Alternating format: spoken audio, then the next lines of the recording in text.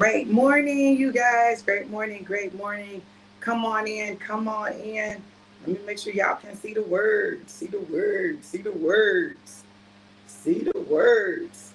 Hey, you guys, come on in, come on in. Great day, great day, great day. Yes. Come on, come on, come on. I love it, I love it, I love it.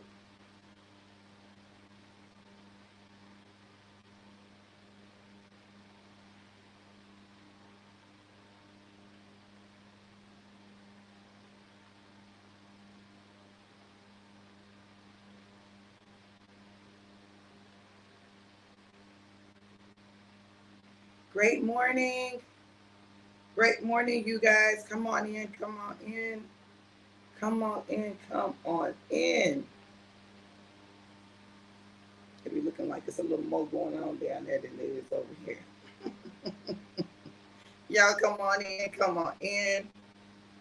Super excited for today's word. Yes, God, yes. It's time to catch up. I love it, I love it, I love it. All right, you guys, listen. Let me make sure I share.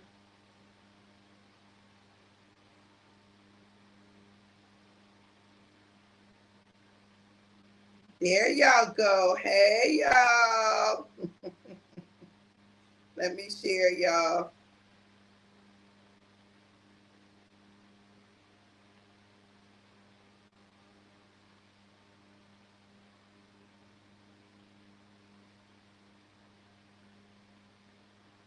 All right.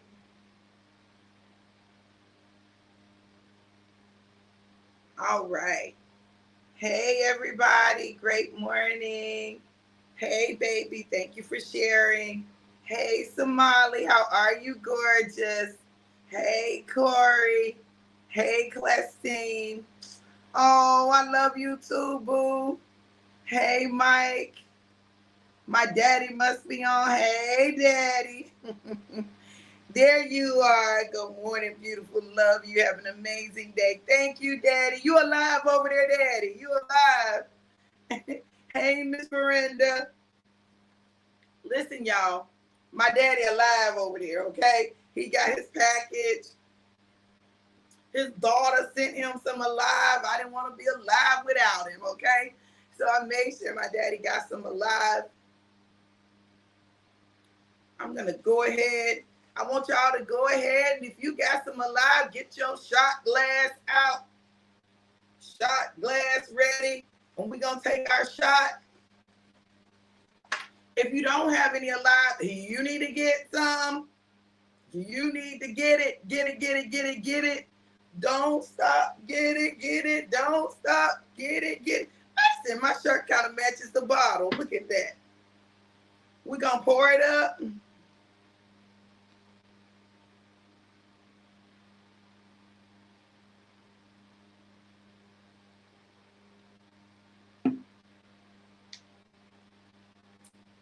We alive, right? So cheers to another beautiful day, another opportunity to do what the Lord has called us to do, to be a servant of the Most High, to walk out the path that He has ordered for us, to face the challenges that He has specifically allowed to come our way in order to build up our muscles, our stamina, and our determination, that on the other side there's a blessing. Here's cheers to catching up. Catching up. It's time to catch up. Cheers, you guys.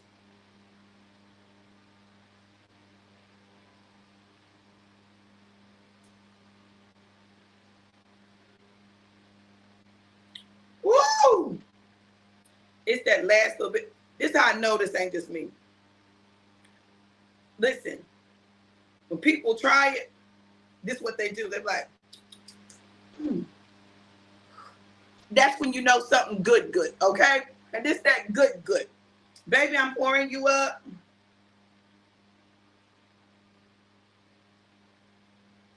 My baby's poured up. All right, y'all, listen. Today, first of all, let me say this. In case you have not already stepped into the new month of August, in case you haven't already recognized that God is doing a new thing, in case you have not, listen, I came to confirm for you, you're not crazy. Things feel new. It's a different feel. There's been a shift, right? It's the feeling of anticipation, because you know something is coming. This month is the month that God begins to build on the foundation that he laid in July. This is the month that he begins to scale you, because you've already allowed the procedures and the processes and the system to be put in place. So to this month, expect explosion. See, God says it's time for you to catch up. It's time for you to catch up. There's places that he wanted you to be by now. He knew you wouldn't be there, but he wanted you to be there, right? But he knew that there was a process to it. You're getting ready to catch up. You're going to be where you would have been had you never stopped. You're going to be where you would have been had you never encountered those challenges. You're going to be where you would have been had you never gone through the trauma that you went through. You're going to be where you would have been had you never had surgery. You're going to be where you would have been had you never lost some things and lost some people. You're going to be where you would have been and where God meant for you to be whole time. One of these days, I'm just going to flip the camera. I'm just going to flip it. I'm just going to flip it. I'm just going to flip it. One of these good old days.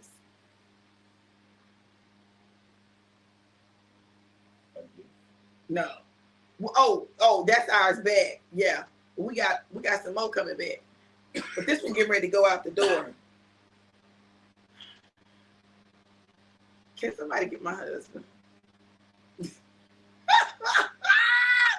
Somebody. That's why he don't need no lie. He show out too bad. He shows out too bad. So look, it's catch-up time. Somebody say it's catch-up time. It's catch-up time. Put it in the comments. It's catch-up time. It's catch-up time. It's catch-up time. It's catch-up time. It's time for you to catch up. It's time for you to catch up. Good morning, Christina. It's time for you to catch up. When I have been looking at what God has been doing, I have been attending to what God has been doing. And I had a conversation with my sister, the lady apostle, last night. And it wasn't a long conversation.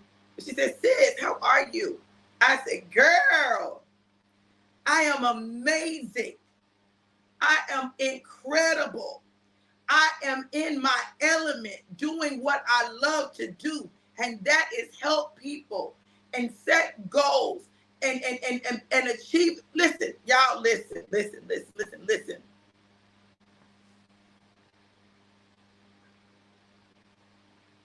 God said that we're getting ready to catch up to the promises that he's made us. Anybody ready to catch up to the promises? Anybody ready to catch up to the promises God made them? Anybody ready to catch up to what God said that he had for you? Anybody ready to catch up? See, because this is what I know. In this season, if you, then he. If you, then he. I know that's right, Christina. If you, then he. If you believe, if you do the work, if you tell it, if you, then he will give you the increase. Then he will move you forward. Then he will change your condition. Let me tell y'all something. Low key, most times when people are building a business, they want to focus on the people, only the people that have got the money right now, only the people that can do it right now, only the people that can get the highest package, angel number 111. Only those people. But let me tell you what I'm looking to do. Listen.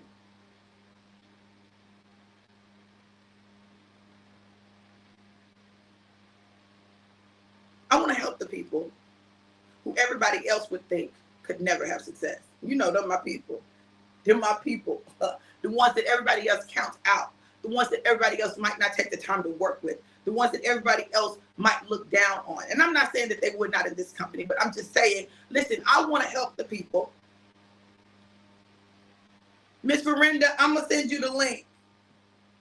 I'm going to send you the link and give you the instructions, okay? We're going to talk. We're going to talk. And text me your number. DM me your number, Miss Verinda, so I can call you. Look, I want to help the people. Hey, Tandria, how are you, gorgeous? I want to help the people who just need a chance, who are looking for an opportunity to change their life, an opportunity to change their health, an opportunity to change their finances. They're looking for something. They know that there's more. They desire change, but they're not quite sure how to get change. And the places where they thought they would find change, they haven't found the change that they're looking for. It's still some things that are not happening for them. Look, I'm gonna tell y'all, this space that I'm in, I'm able to help people just believe in them again. Believe in you again. You need to believe in you again. You need to bet on you again. Because God is getting ready to help you catch up. You're getting ready to catch up. Do you understand what I'm telling you? Those things that you thought that you lost, the time that you thought you had missed, God is going to catch you up. God says that this is a Kairos time. This is a season of Kairos. It's not just a one moment, right? It's a season of Kairos. What is Kairos? It's God time. It's that right on time, right? Right on time, God is going to do this. Right on time, God is going to bring it right on time. Listen, God is a right on time God. He's not just an on time. He's a right on time God. Listen, he knows exactly when something needs to come your way. He knows exactly when you need to step your foot in the water, in the pool. He knows exactly when to stir the waters. And I'm telling you, all month long, the water is stirred because God is going to use your stepping into the water to catch you up. God is going to use your stepping into the water to catch you up. It's catch up time. Not catch up like you put on your French fries, but catch up. God is getting ready to allow you to catch up. This month, all month long, I'm talking about time after time, situation after situation. God is going to, listen, I declare this right now. If you are behind on anything in your life, God is getting ready to catch you up. You behind on your car note, God is getting ready to catch you up. Behind on your rent, God is getting ready to catch you up. You may be saying, Dr. V, well, how is he going to do it? Stop trying to figure out the how and make the declaration. God, I thank you for catching me up. You're trying to figure out how, so you limit God, so you won't see things that God is doing, and God is trying to bring your way. Listen, because you're too busy trying to know what he's getting ready to do and how to do it. All you got to do is say, God, I thank you for catching me up. I am so happy and grateful now that God has caught me up. Honey, do you hear me? Caught me up in every aspect of my being. Caught me up in my finances. Caught me up in my health. Caught me up in my work. Caught me up in my ministry. Caught me up in my spiritual growth and advancement. Come on, somebody. God is trying to catch you up, and you trying to figure out how. So let me show you how. You got to set the vision before you. Listen, y'all sleep on God's instruction. Okay, so listen, let me tell y'all something. I think it was yesterday, my sister, Dr. Samantha Phillips, shared a reel that she had done. And it was all about how she had done a vision board. And this vision board is up in her house. I got a new vision board. I got to finish, and I got to put it up. I'm going to go have it printed, and I'm going to put it up on the wall so that we can look at it all the time. But she said she just realized something. She was looking at the vision board, and she realized she took this picture because the picture showed the beach, right? It showed the beach, right, in Hawaii. And the beach that it showed was one that she loves, one that she wants to, she wanted to, be on, because she's been to Hawaii several times. But in the picture is a hotel. Now, she didn't realize, but when they went to Hawaii, the hotel that they had planned to stay at, they didn't stay at, so they stayed at another hotel. The hotel that they stayed at was the hotel that was on her vision board. The hotel that they stayed at was the hotel that was on her vision board. Now, she didn't say that she didn't know the name of the hotel when she put the picture on there. She didn't know where the hotel was. All she knew was that it was a hotel that was on that beach. She wanted the picture of the beach. She wasn't concerned about the hotel. She just wanted the picture of the beach and stayed in the very hotel in the picture on her vision board. When you set images before you, they set your GPS. When you set statements before you, they set your GPS. Listen, this is why visioning is so important. Listen, when you envision something, it's not your job to figure out the how. It's not your job to figure out the when. It's your job to see it before you, to feel it, and to believe that whatever's on that board belongs to you already. Feel how you'll feel in that moment. And then God will orchestrate things. The whole universe, angel number 144, the entire universe, everything in existence will have to come together to produce a series of unlikely events that will give you what you've envisioned. Remember, I told you about my ring? Now listen, when I picked the ring out, I picked rings out that my sister would like. Also, I like, right? I was like, oh yeah, I like this one. And then, like Dr. Sam, I recently realized that the image that I picked out was the ring that my husband gave me. I didn't give him pictures of no rings. I didn't give him options. In fact, when I tried to, he said no. But somehow that particular image connected with God's desire for me. And then God put that in him to get that ring. Now, he didn't go in with pictures of a ring. He said, I'll know it when I see it. And God spoke to him that one. Quickened his spirit, that one. And that's the one he got, which was the same one that I had taken a picture of March. I'm going to give y'all the exact date, March of 2022. I got the ring December 24th, 2022. That's when I got it. I'd gotten the picture in March of 22. Let me find the pictures because I'm going to tell y'all the exact date.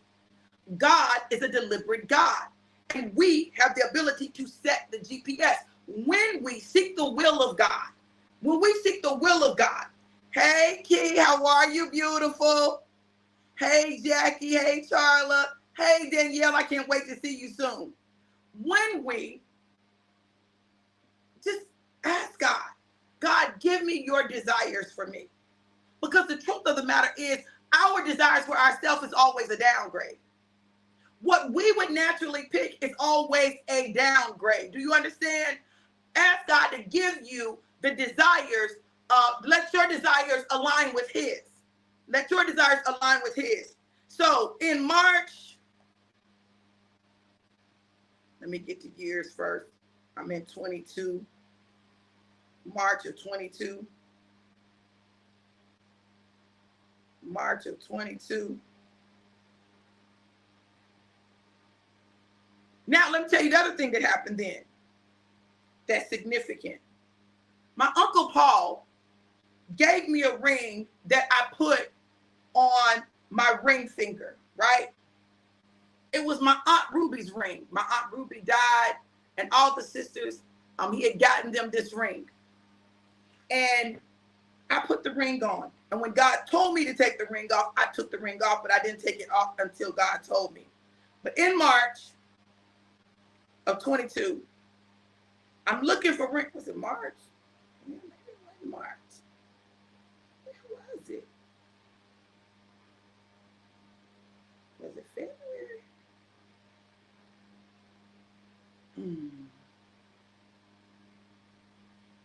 I told God, I said, God, listen, I want what you have for me. This is not about me getting what I want. I want what you have for me, God. And the thing about God is this. I'm going to tell y'all this, and y'all catch it, don't catch it. It's up to you. But the thing about God is this. He's waiting for us to give him permission. I know we were talking about, I don't want to, throw y'all super saved people off or nothing, but we were talking about vampires, right? And in vampire movies and shows, a vampire can never enter a home unless the person whose name is on the deed gives them permission to come in. Doesn't matter, anybody else can open the door, they can say, come on in, but they cannot enter until, they can't enter until the person who owns the home gives permission. The owner, the deed owner, right? Mike said he completed on the 8th month, new beginnings. Absolutely. So look, here we are. We have to give God permission to do his good work in our life, and he does good work.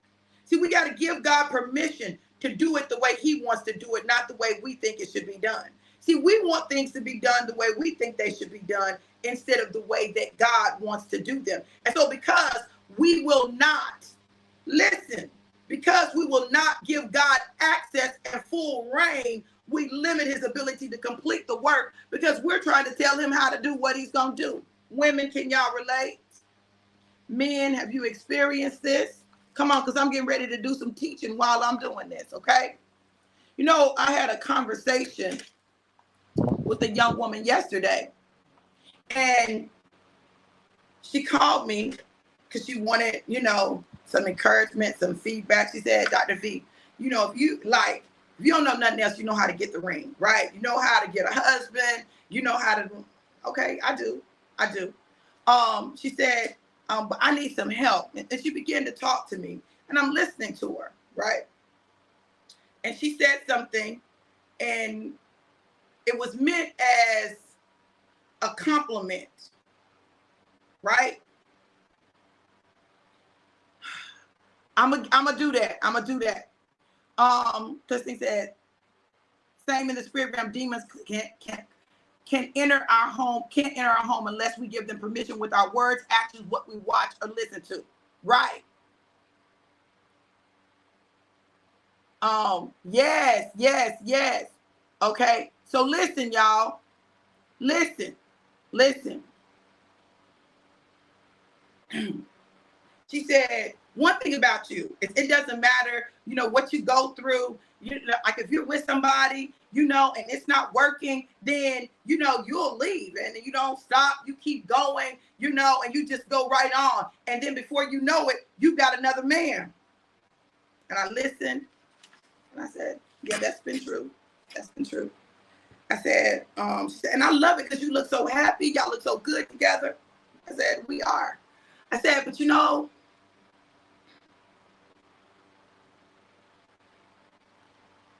I made a decision, and I decided that I wouldn't leave no matter what happens, no matter what goes down, no matter how he acts, no matter how I feel, that I wasn't leaving. I said, see, I've never said that before. That's never been my mindset. And in the same way, my mindset was, he can cut up if he wants to. Because I ain't got to deal with that. I'll leave. It's another one waiting in the wings always. Same way I had that mindset.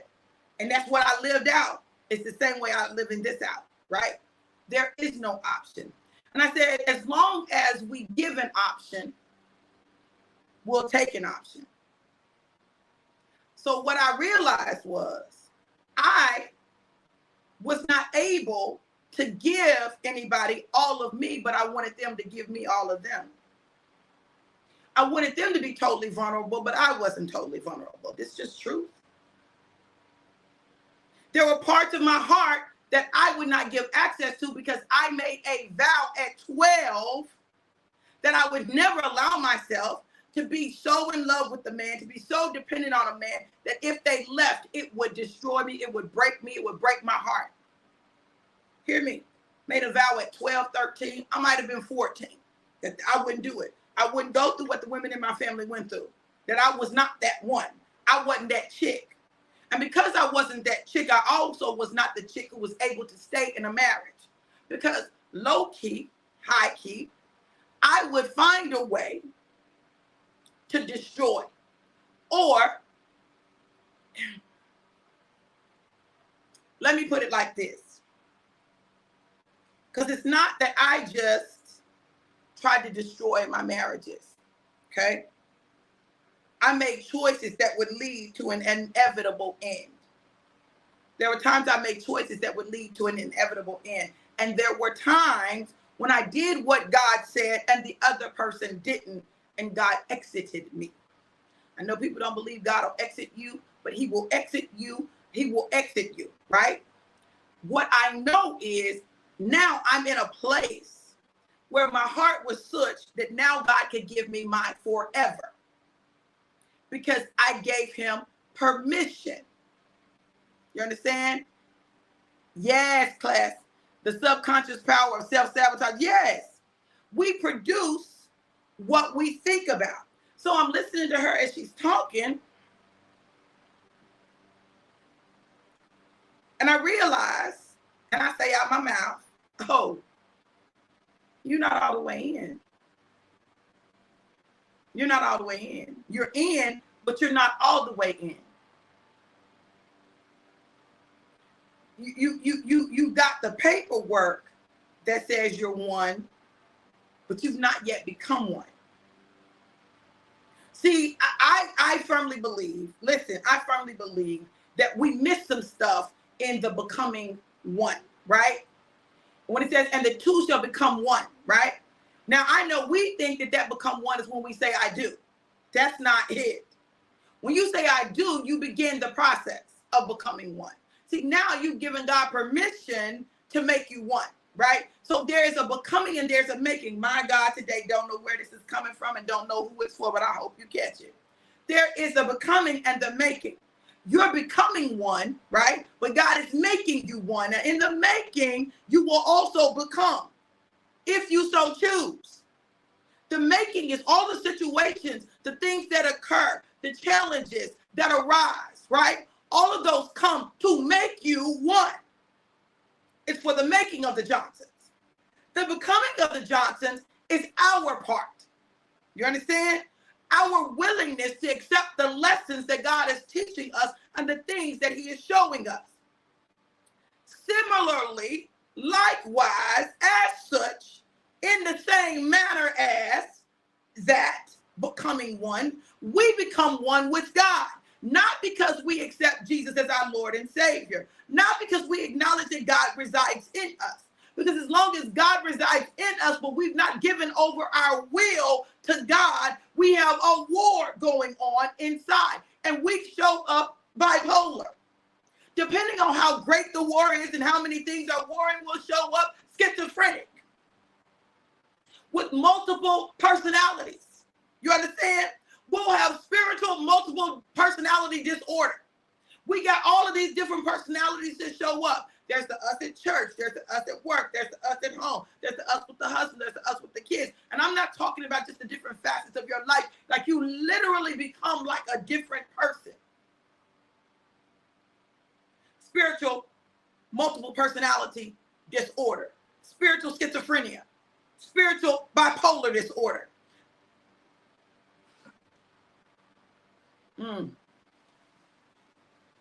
Oh, I'm digging deep now.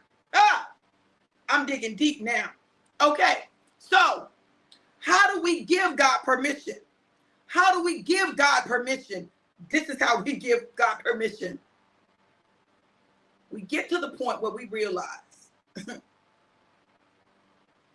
on our best day, when we're the smartest we'll ever be, when we thinking we got it the most together, we will never beat God in the will for our life. Never, never. It's just going to be a battle and a war. And we will always and forever lose that battle. But when we lose the battle is when we win. I want somebody to catch that in the spirit. When we lose the battle trying to know everything, trying to dictate how it happens, when we lose that battle, that's when we win. I lose my life that I might have my Savior. You understand? I lose my life that I might have life more abundant. It's when I lose to me, my will, my desires, like what I want. I want it like this. I want it in this package. I want it this way. I want him to do this. I want her to do that. Listen, when you stop that and you say, God, let your will be done. When Jesus was in the Garden of Gethsemane, that's when he won. Because in the moment when everything in him wanted to do something else, he said, Father, not my will, but thy will be done. What does that tell you? His will was not to go to the cross. That man didn't want to go to the cross. I don't know why y'all want to act like Jesus was running to the cross. Here we go. Let's go to the cross. He did not want to go to the cross, but he yielded himself completely to God. Look, I don't claim to understand all of why God does what he does the way he does, but I clearly remember having a conversation with my husband where I had to tell him, I might be pregnant. We had not seen each other, touched each other, kissed, nothing. I might be pregnant. I was like, okay, well, we'll just have a baby. Hold on, I'm not done. See, this is stuff we don't want to talk about. We don't want to deal with truth. We want to deal with image and facade. I don't have time for it, okay? So I have to tell him. Now, I didn't have to, but I had to, right? Because I was not going to start anything with lies and secrets. I just didn't want that. I said, listen, but this is the deal. I need you to understand this. I don't know who the baby daddy is if I'm pregnant. It's two choices. I know that sounds real hoish, but it's the truth. It was two choices, okay? The window, I wasn't comfortable saying for sure it was one or the other because the window was just a little too close. It wasn't like the next day or the next week or anything like that, but the window was too close for me to just say, oh, it definitely would be that person's, okay? And he said, okay, well, the only thing I ask is that you let them know. Not a problem, that I'm going to do that. That's me, okay? So he asked me to marry him. I say yes. So excited. So excited. I've been trying to get a test done, and I hadn't been able to get in. The day after we got engaged, 12/13, I go to get the test done. They said, now this is me in the bathroom getting ready to pee in the cup. I said, God, whatever you're doing, I just want to be a part of what you're doing. So let it be unto me according to your will. Just let it be unto me. This isn't my preference. This isn't my choice. It's going to be complicated. It can be real messy, but let it be unto me according to your will. And then I peed in the cup. Pee in the cup, put the cup in the thing. I go in the room and I wait. The woman comes back and she says, well, we did 3 tests and they're all negative. And I'm like, yes. Oh, God. But I said, let it be unto you, God. But I'm grateful, God. I leave. I get to my sister's house. We're eating. I get a phone call. The phone call says, hi, you were just in here. And I know we said that your test was negative. But we just looked at the test again. And all 3 of them are positive. What the what? I said, I know you lying, God. I know you lying. This your will for me? At 50-something years old, you want me to have a whole freaking baby? And I don't know who the daddy is? Oh my God. But I said, Okay. I called my husband. I said, babe, they just called me back and said it was positive that I'm pregnant. He said, okay. He said, well, if it's a girl, we gonna name her da-da-da-da-da-da Johnson. Well, she was gonna be a Johnson. Didn't matter who her daddy was. He was determined that Johnson. Listen, because what? What did he do? He had given his will to God. Because the fact of the matter is, that man wasn't wanting to have no baby. Look, we old. We're not old, but we up in age and mature. Like, that's starting all over. All of our children are grown up, okay?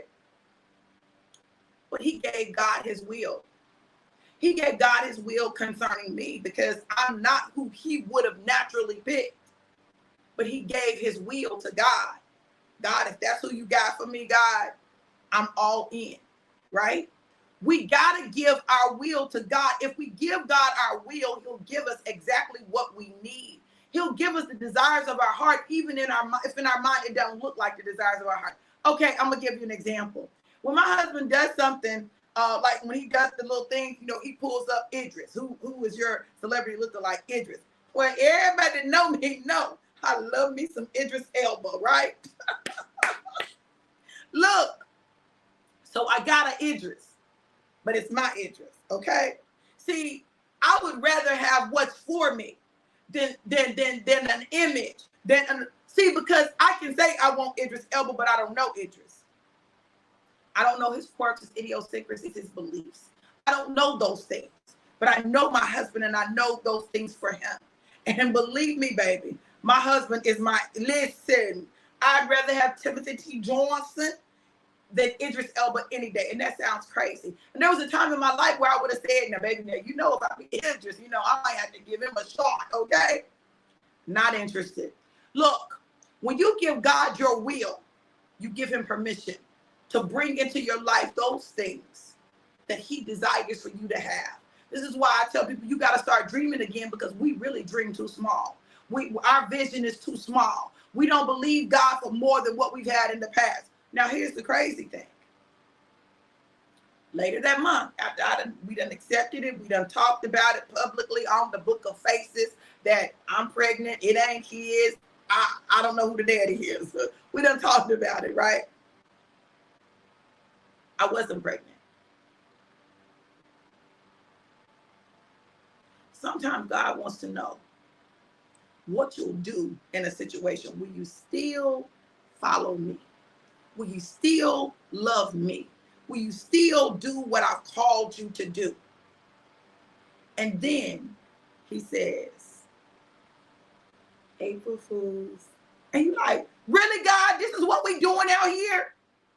You got to get to the place where you want God's will for you more than you want your own. Because God's will always, always, always get you the end result that you desire. Might not be right then in that moment. But you need to recognize that it's a process. Because sometimes if he gave us what we wanted right when we wanted it, we would destroy it. We would mess it up. Somebody type in the comments, it's a process. It's a process. It's a process. It's a process. Yes. That's why people can say what they want to about me, but listen, I believe it ain't my job to figure out how. It's my job to believe. It ain't my job to know exactly when it's going to happen. It's my job to believe. It's my job to see it. It's my job to trust God. It's my job to let God know that it's all right however he does it, whenever he does it. It's not on my time, but it's on his time. Because my time is the chronos, but his time is the kairos. And he can do more in a split second than I can do in 20 years. And if we just give him our will, give him permission, say, God, I trust you. I don't know what you're going to do and how you're going to do it, God, but I know what you said and I stand on your words. It's a process. My sister said, that's why I love you, your transparency. Yeah, because You know how we get healed, whole, free? It's through transparency. We out here presenting lies and living lies, and then we expect God to honor our lies. He doesn't operate like that. God can do more with your ugly truth than he can do with somebody else's pretty lie. Listen, I don't know who is this. Baby, let me tell you something. God talking this morning. Do you hear me? He can do more with your ugly truth than somebody else's pretty lie. Because God deals in the real. He deals in the back. Oh, God. Listen. Oh, it's catch-up time. It's catch-up time. Oh, my God. Yes, Summerlin. Dream again and dream bigger because it's a process. Trust the process. Go ahead, Kareem. You know you're going to ask it. Yes, the process.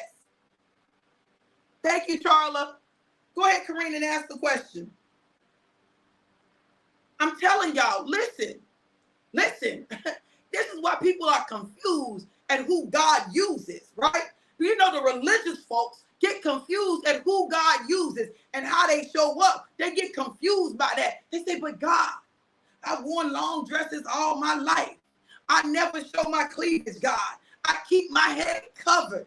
Listen, God, I never try to show up sexy. I make sure my clothes are loose. I go to church every time the doors are open. I lay on the floor on my face before you. God, I tithe. I give offering. I'm always working in the church. God, why can it happen for them and it ain't happening for me? Baby, let me tell you something. While you got on all of the garb, while you're going through all of the functions, you have failed in this one area. You have not given God your will. You have placed your will within the confines of your religious thoughts and notions. And you didn't say, God, here I am. Have free reign in my life. Because if he tells you to do something that don't look like what you know, you ain't going to do it. If he tells you to go somewhere that don't look right, you're not going to go. Because you're going to be too concerned about what people are going to say. And you're going to hide behind the scripture that says, let your good not be evil spoken of.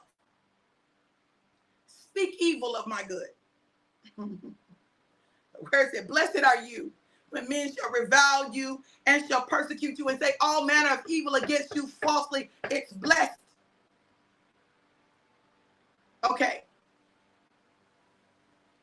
All right. Kareem said, okay, so at the beginning of this, you said, you don't know why God does what he does, but also I remember right before the baby situation, you talked about how God wanted you to be celibate.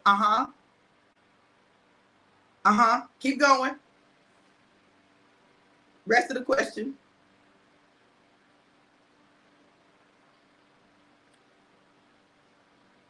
$21,700. That's those sevens. That's those sevens. That's those sevens. Let me look it up. Wouldn't the baby situation just be a consequence for not doing what God said versus him giving you a pregnancy? Absolutely. There are consequences to every sin, right? Absolutely. There are consequences to every sin. But if it was just about the consequence, then why would I not have been? You understand? See, me being pregnant would have been an impossibility or a very minute possibility. Like the chances of me being pregnant would have been so minute because what? My tubes were tied. Now, if my tubes were not tied, it would have just naturally been a consequence. But even in the consequences, listen, pregnancy is not accidental. Only God opens and closes the womb. You don't believe me? Listen, there have been times when I had sex with no protection when I was not tubes tied and did not get pregnant. Didn't get pregnant. Then there were times when I had sex and there was no protection where I did get pregnant. What's the difference? What's the difference? And it could be with the same person. What's the difference? See, God, yes, he wants to show us that there are consequences. Absolutely. But the other thing is everything that happens in our life happens for a greater purpose than what we're aware of. It happens for a greater reason than what we're aware of. If it was just the consequences of the sin of not being celibate, if it was just that, God God would have missed a moment, an opportunity. He tells the story of Jesus in the garden in order to show us that he uses that to show us that that's a key. Like, that's a key to destiny. Jesus' destiny was locked up in his, not my will, but your will. Mary's destiny was locked up in, let it be unto me according to your will. Listen, our will is what prevents us from getting all that God promises us. God's plan is the difference. There's usually a purpose past the consequences. Absolutely. So even with the consequences, there's a bigger reason. God never does anything haphazard. God is not a haphazard God. There's nothing that you will ever do, any choice that you will ever make that God didn't know was going to happen. Let me talk about the celibate thing for a second. Listen, first of all, being celibate was never my desire. Let me be honest with y'all. I did not want to be celibate. No, the pastor, preacher, prophet, apostle did not want to be celibate. I said what I said. It was not my will to be celibate. It wasn't. It was not my will to be celibate. I'm just letting y'all know. That wasn't my will, okay?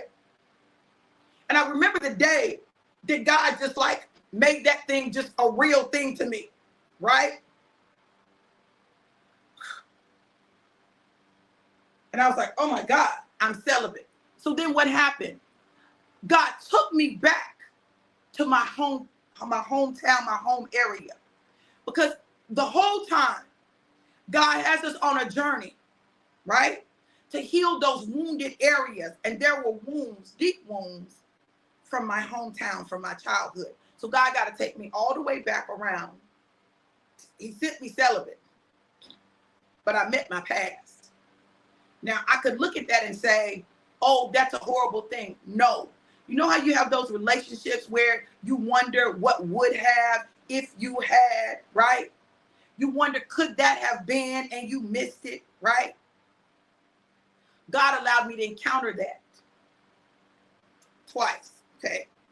2 people, right? To know that his will for me was not that. All of the things that transpired in that, all of that was a part of God's intricate plan for my life. So check this out. Remember, in 22, I found out my daddy who raised me was not my biological father.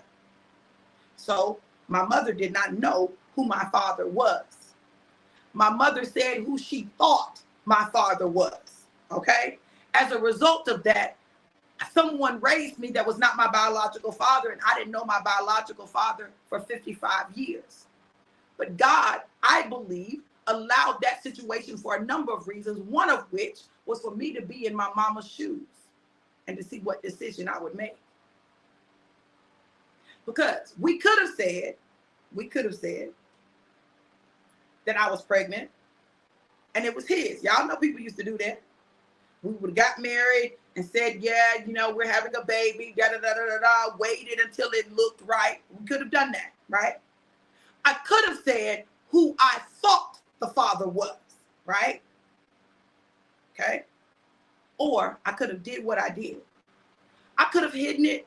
I could have, operated in shame, but God gave me the opportunity to break the generational curse that rested on the lineage, so that I could correct what went left with my mama in my life, so I could be the living, breathing example. You understand? See, we don't want to be the living, breathing example. We don't want nobody to know.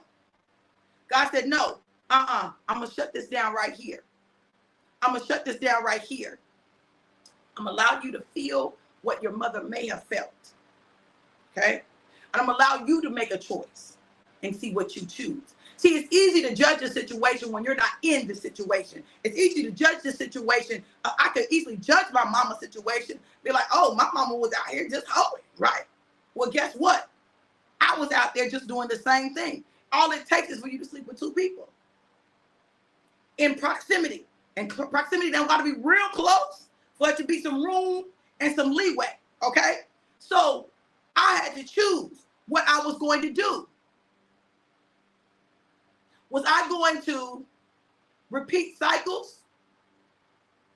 or was I going to walk in the redemption? I chose to walk in the redemption. And by me walking in the redemption, I didn't just redeem me, I redeemed my mama. God, I hear you. I redeemed my mama. See, and look, I put myself out there for people to talk about me like they would have talked about her, or they did talk about her. You understand? I put myself in the position where I could experience the stuff that she experienced with the exposure of what happened. I took it. I knew people would be talking about me. I knew they would have a lot to say. I knew that there would be a lot said, a lot, people would disqualify me. People would say, well, she can't this, she can't that. I knew that. But I knew what God said was more important than that. Because at the end of the way, let it be unto me according to your God. If it's your will for me to go through this, if it's your will for me to be talked about, if it's your will for me to have a baby, if it's your will for me not to have a baby, whatever will you have for me, God, I'm here for it.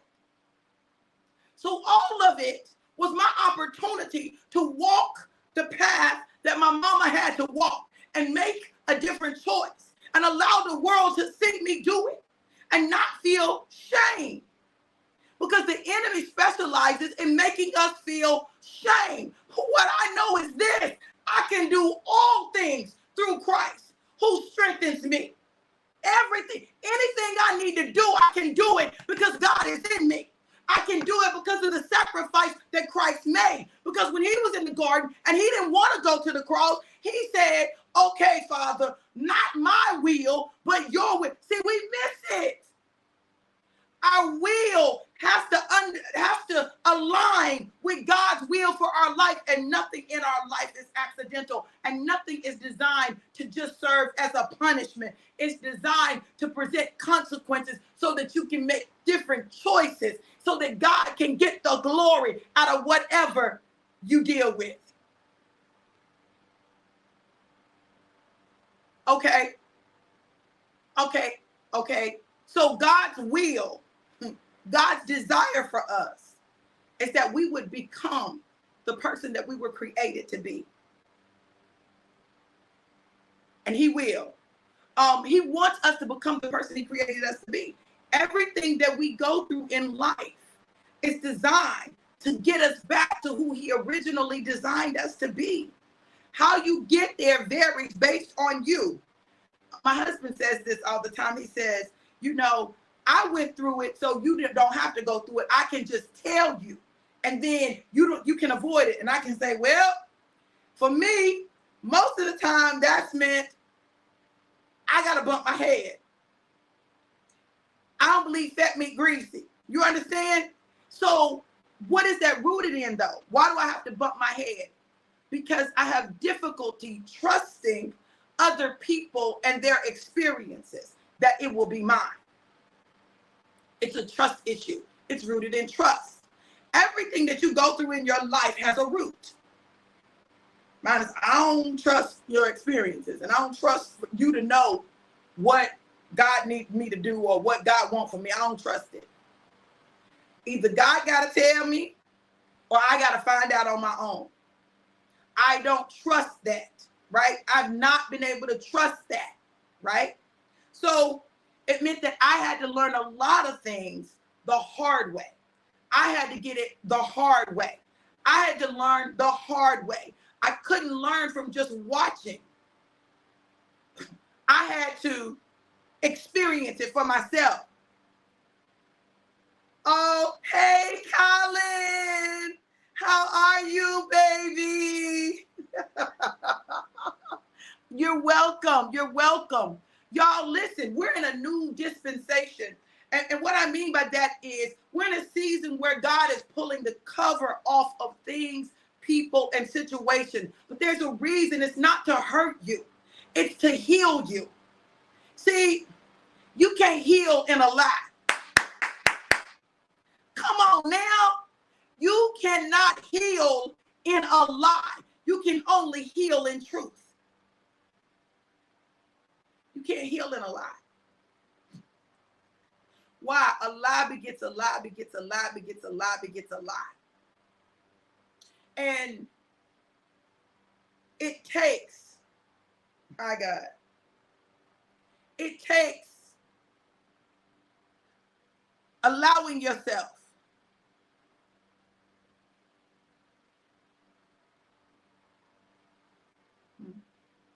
it takes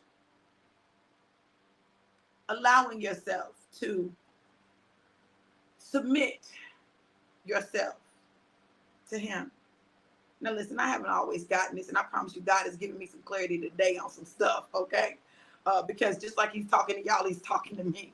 This is not something that I had planned to say, that I'd already gotten this great revelation, and then God just, I just had the opportunity to share it with y'all. No, no, no. God has been giving me revelation as I've spoken, because what you're hearing is the voice of God and not me. Because some of this stuff, I ain't never thought a day in my life. Do you hear me? I'm like, God is literally dropping stuff in my spirit, and I'm just speaking it out my mouth.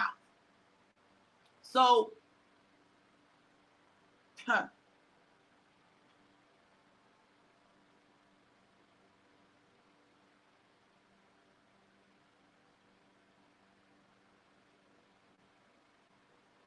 know this.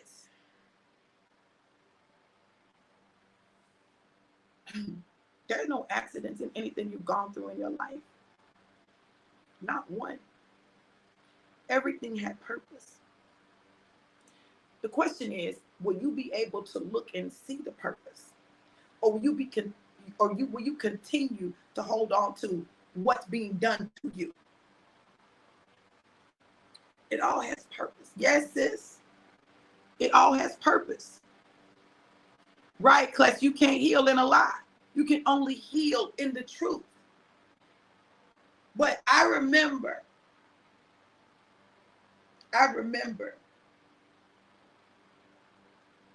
when Jack, what's the man's name?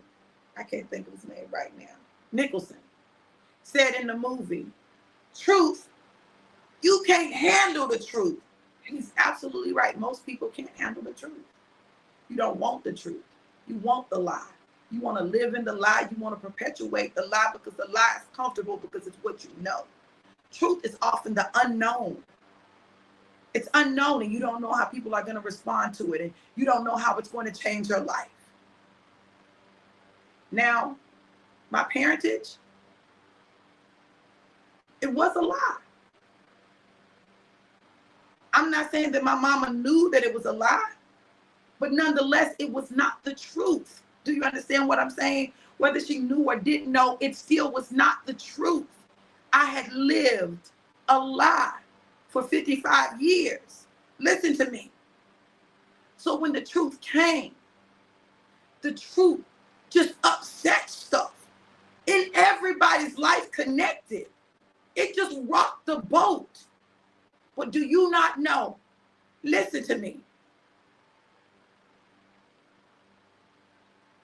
That truth has afforded people to have some difficult conversations.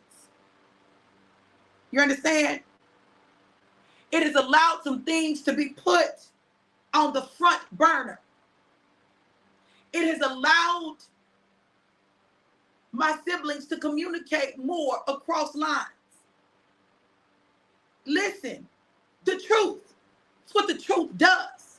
It's allowed my daddy to see himself more clearly and look back on himself, and he see himself in the past, in the present, and in the future. You understand? And to be able to make some choices. Listen, truth comes so that you can be free. Free from the things that have been holding you hostage.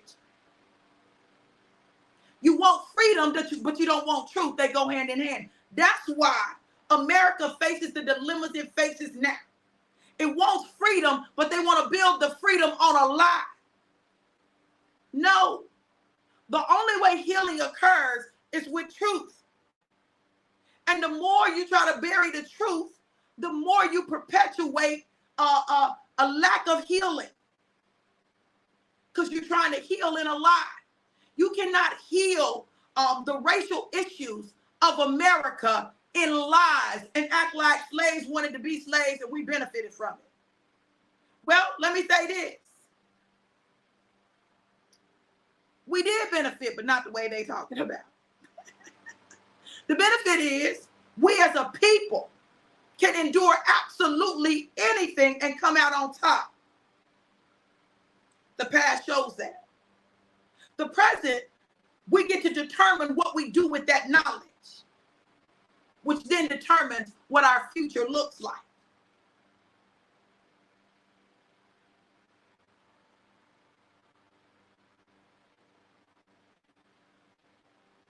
It's catch-up time.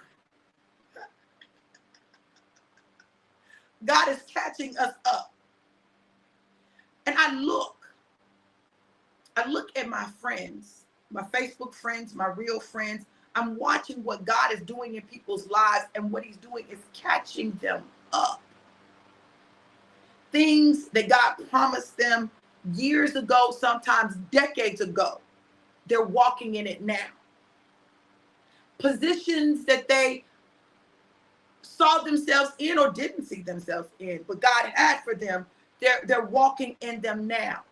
Recognition that they could have gotten a long time ago, they're getting it now. Look, if you want to see the promises of God manifest in your life, give your will to him. Give your will to him, and then let him do what he's going to do. Because he may give you what you desire, but it may not be in the place that you thought it was going to be in.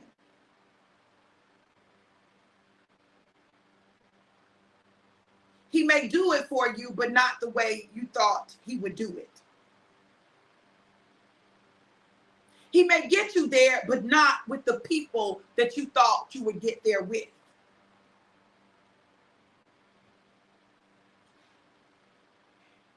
God is creating divine connections, knitting our hearts together, showing us where he's taking us and taking us there together. This man, y'all don't know what I have to look at while I'm trying to talk about the goodness of the Lord. Lord, really? Must you show me the goodness of the Lord in the land of the living while I'm alive? God, is that you? Is that you, God? Listen, I can tell you this. This is what I can tell you with all surety and certainty. When you say, let it be unto me, God, according to your will. When you say, not my will, but your will be done, then God can begin to align everything in your life to catch you up. See, the catch up isn't instantaneous. If you will give him your will and trust his process, then you will be able to catch up. Apply it how you need to apply it to your life. It's my job to only apply it to me. God, how does this apply to me? I hear you, God. Okay. Because the truth of the matter is, I would not have picked Panama City. I wouldn't have. But God said, I'm taking you to a place that you know not of. I've never been to Panama City. I'm taking you to a place that you know not of.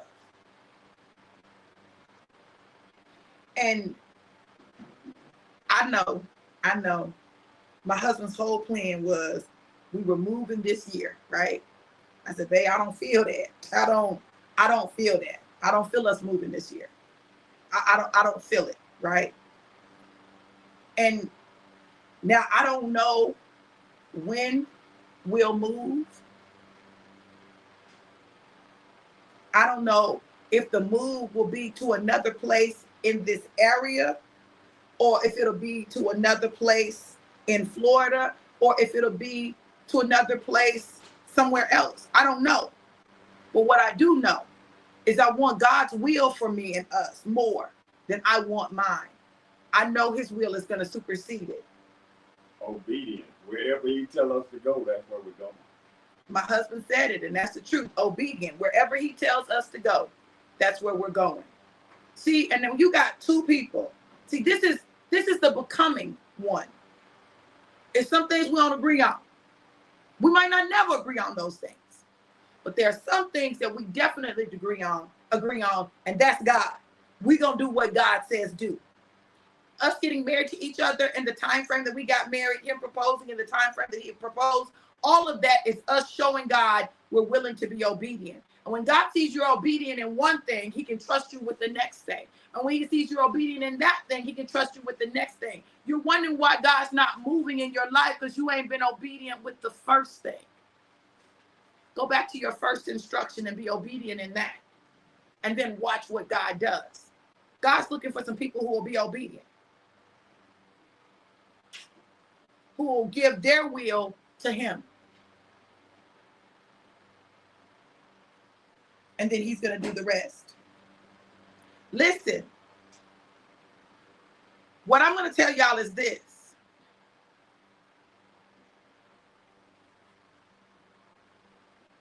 God, my baby finishing out my life, puppy. See, that's why he be playing. And I be like, no, you going to get on the camera. You want to do all this talking off camera, off screen.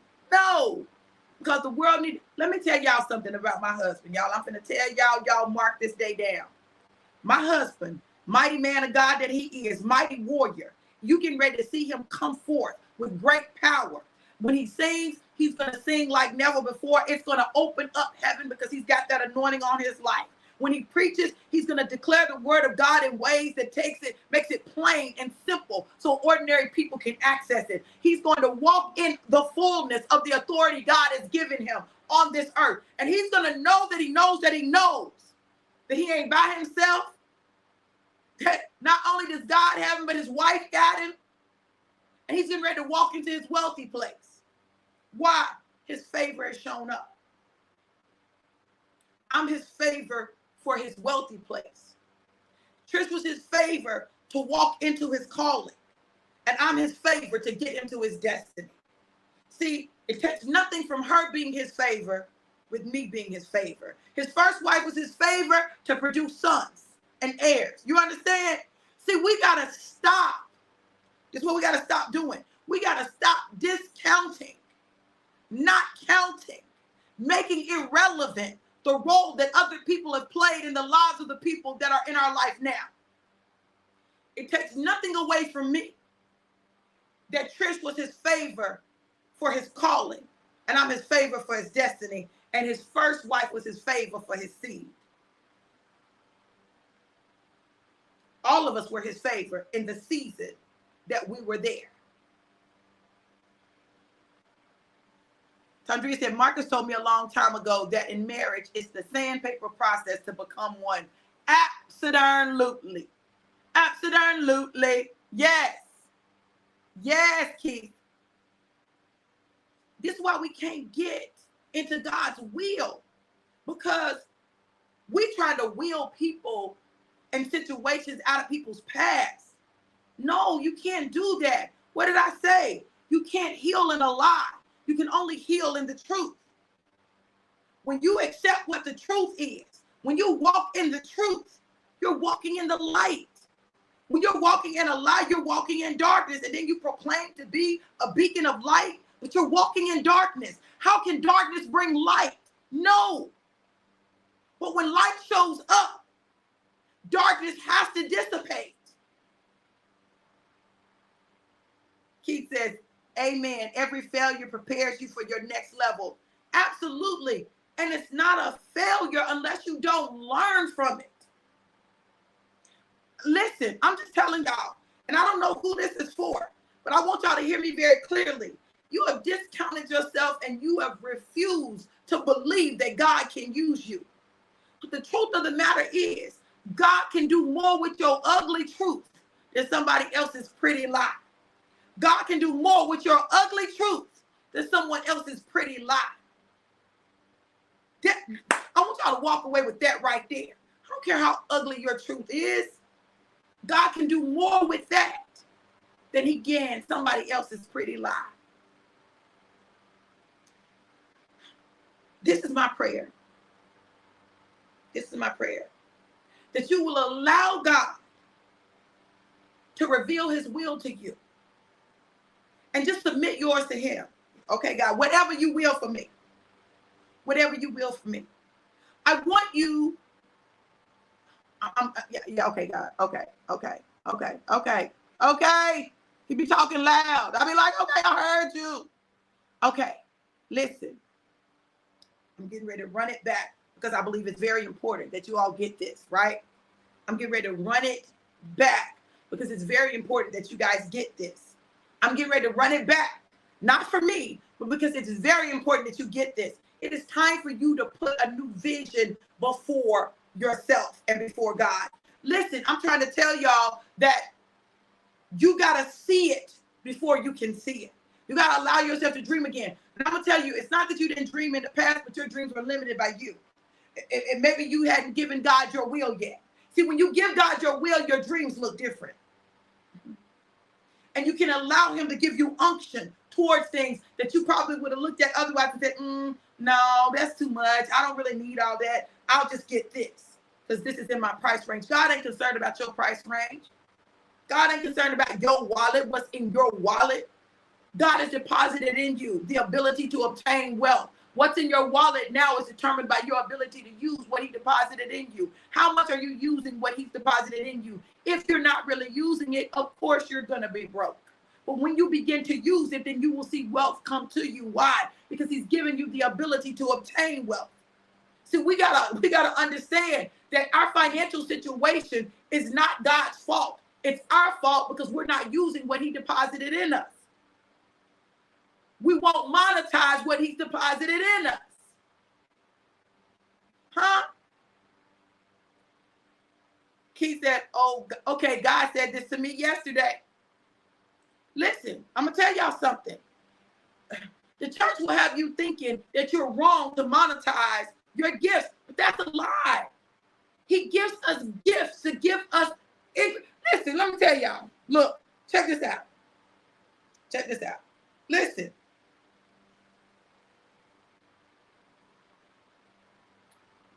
The gifts that God has deposited in us are for us to obtain wealth, that we might manifest the kingdom of God on this earth.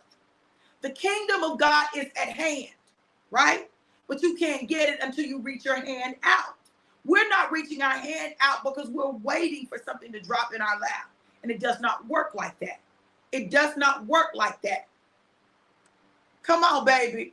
It's not our wallet, it's his will. Yes, when we align with his will, he'll give us strategies to get to where we want to go, to where he's calling us to be, to what he has for us. He'll release it. I'm telling you. He'll give you things that you never thought of. He'll show you streams. You'll see rivers flowing. You'll step in the water. You won't be just stepping something. I stepped in the water. Oh, yeah. And the water was cold. Oh, yeah. It chilled my body, but not my soul. Listen, you'll step in the water and the water will change. You'll step in the water and you will become the stirring of the water. Today, God called me to this spot to stir the water of your life and to tell you that this is your season to catch up. This is your season to dream again. This is your season to dream bigger. This is your season to tap into the will of God for your life and receive the abundance that he has stored up for you. Now, for those of y'all that want to wait till you get to heaven, you can do that, okay? But it ain't going to do no good here on the earth. That means that there will be people who you were supposed to bless that you were unable to bless because you refused to walk in the abundance that God has called you to. And I'm going to tell you right now, you can think what you want and say what you want, but you're selfish. You're selfish if you will not get the abundance that God has ordained for you, because the abundance is not just for you. It's for other people. It's for you to be a blessing. But you do you. Everybody's got their own journey. What it will not be said is 228. That's my birthday backwards, y'all. 228. I'm going to look that up. What it will not be said is that I didn't. I can't make you, but I can make sure that I be an example, that I be a beacon of light, a beacon of hope, a beacon of encouragement, but also a beacon of truth. So if my light shines on you and that light reveals lies and darkness and it pulls them into the light, don't be mad at me. I came to help you heal. You can't heal in the dark. You can only heal in the light. Baby, God's talking about this healing thing.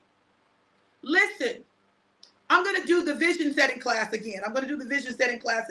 Hold on one second, and I'm going to tell you when I'm going to do it. Hold on. Let me get to my calendar.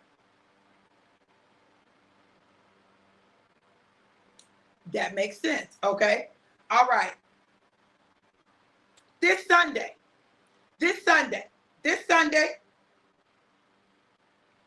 at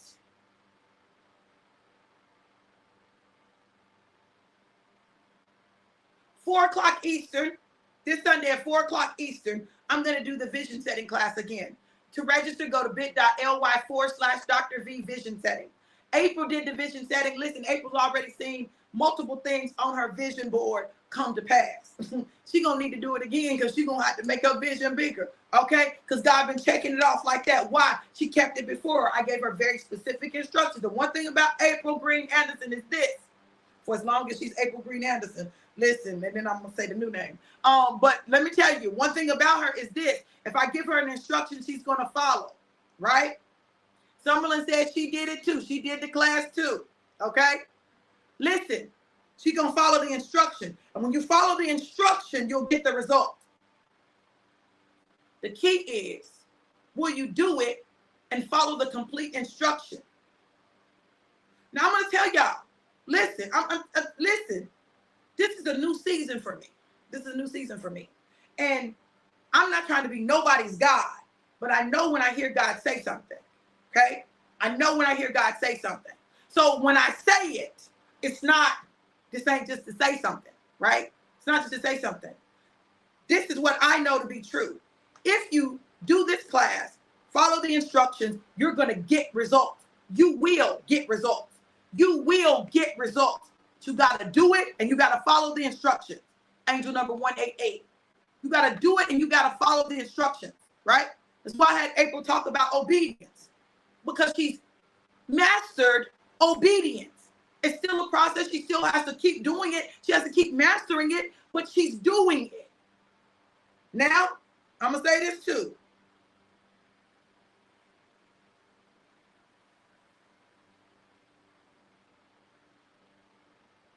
The quicker your obedience, the quicker your results.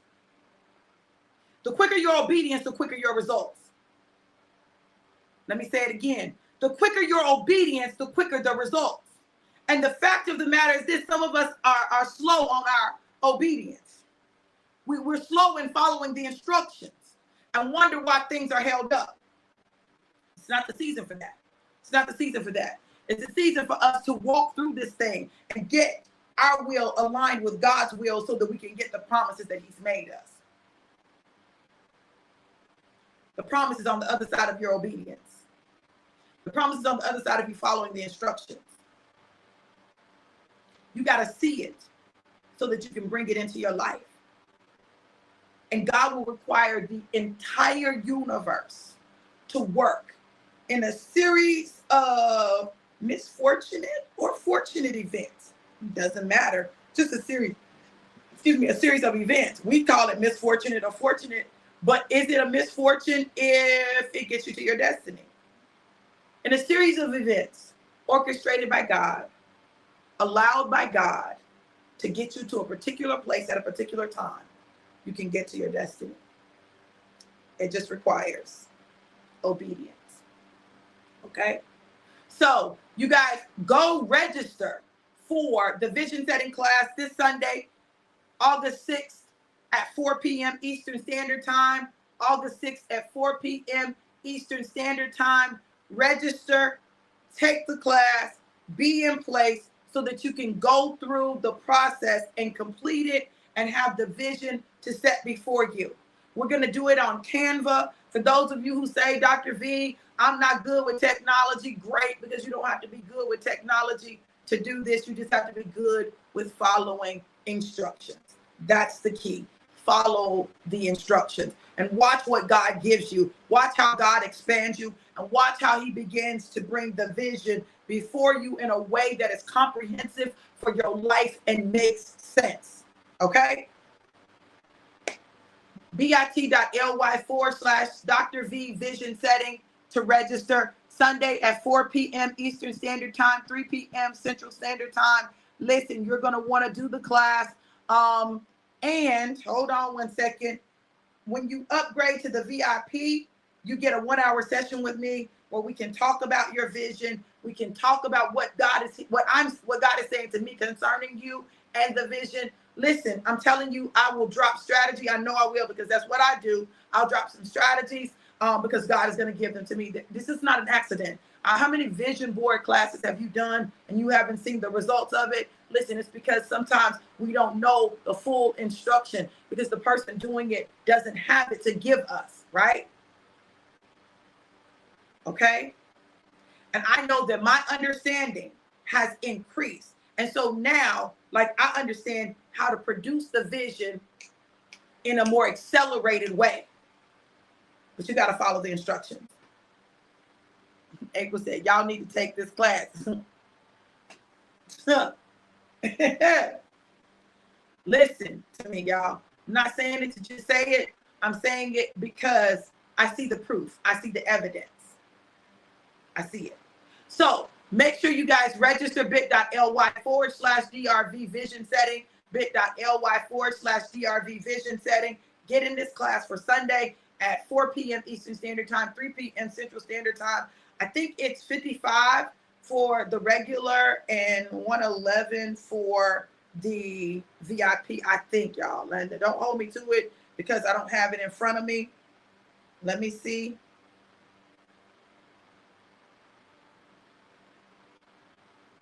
Let me see.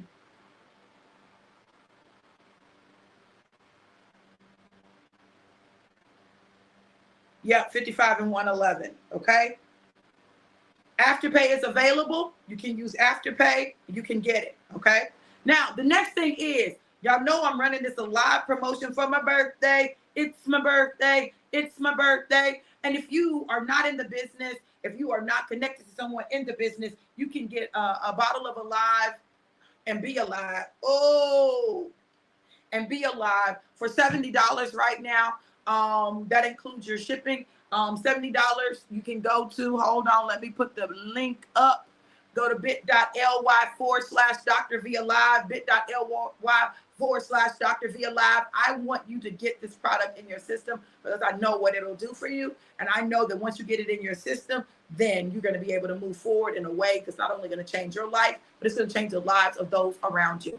Look, you guys, I pray that this word has blessed you. I pray that you got out of it what you needed, that you could clearly hear God speaking to you in your situation and your circumstance. If this word has blessed you and you want to sow a seed, you can sow a seed at Cash App $DRV Johnson 777. Cash App $DRV Johnson 777. And what I would encourage you to do, I ain't saying God said it, I'm telling you what I would encourage you to do. This is me speaking. I want y'all to be able to distinguish the voices, right? What I would encourage you to do is this. I would encourage you to get a seed in the ground for catch up. Your catch up seed. Your catch up seed. Let God speak to you about that seed and what that seed is, but put it in the ground because you're going to want to make sure that you've got seed in the ground so the harvest can come forth. I told you I was going to look up 2 angel numbers. I want to make sure that I do that so that we can see what they say, right? The first one was 21-7.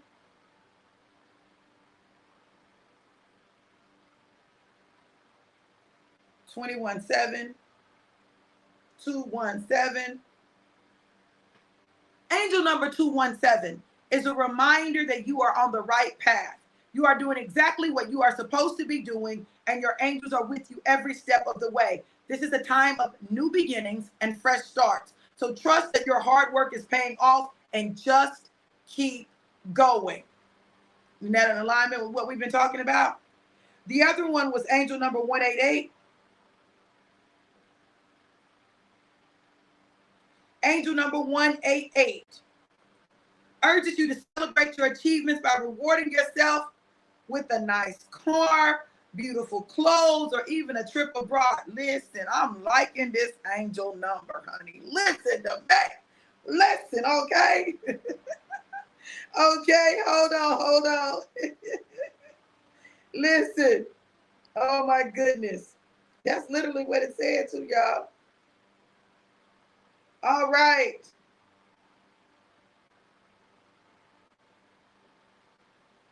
Okay. Let me go back up. Trying to get to it.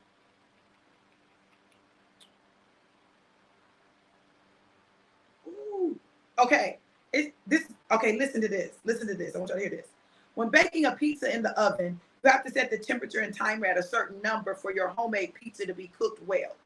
The same case goes with smelting iron. The temperature in the kiln has to be set in the highest number for the iron to smelt. You have constantly been coming across angel number 188, and your gears have kicked in. Hold on.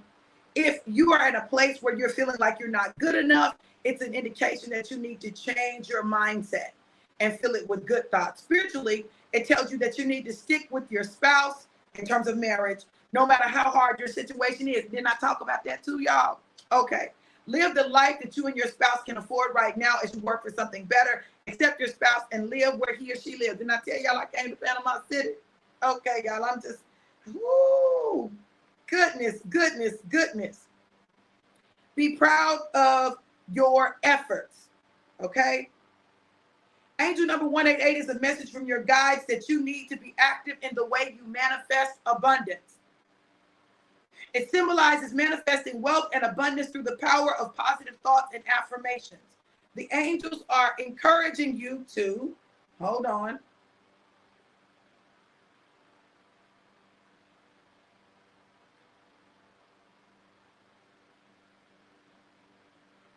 Okay. The angels are encouraging you to stay positive. Hold on. They're congratulating you on your progress and achievements you have done so far in the creation of the reality you desire. They're reminding you to continue to use your positive thoughts and beliefs for manifesting your desires and accomplishing your desired goals in life. The angel number is a sign of abundance and prosperity coming soon into your life. The angels are reminding you to express your gratitude for all the blessings you have in life, as well as for the ones that are yet to come. They're also reminding you to share your blessings with others and be generous. If you give more, you will receive more. Keep moving forward in achieving your goals and dreams. Maintain a positive attitude and trust that all is unfolding in the best possible direction. It indicates financial gains. They can also be reminding you to pay attention to your finances and make sure you have a solid base for the future. Listen, y'all. Angel number 166. Listen, God is trying to get our attention, and he's trying to get us moving in the right direction. And that direction is toward his will for our life. Listen, in that, that's why the word of God says, seek ye first the kingdom of heaven and its righteousness, and all these things will be added unto you, everything you desire. See, over here, we made a decision that we were going to seek God, right? No matter what, that we would seek God. And because we have, he's begun adding everything else to us. Angel number 166 is a message of family and home and urges you to create a warm and loving home and environment. It's a message that you need to be orderly and more organized. There are benefits you stand to gain by using a practical approach in having an organized atmosphere and approach to what you do. Listen, I hear you, God. I'm going to clean my desk off. I'm going to get it together, okay? Look, I pray that the word has blessed you. I pray that you've gotten what you needed today. I pray that you've received the word of the Lord for your life today. Now, go forth in the light, in truth, and allow yourself to heal. Allow God to do his good work, because that's what he specializes in, is doing good work. I love you guys to life and life more abundant. Have an amazing, incredible, and epic day. Be blessed. Mwah.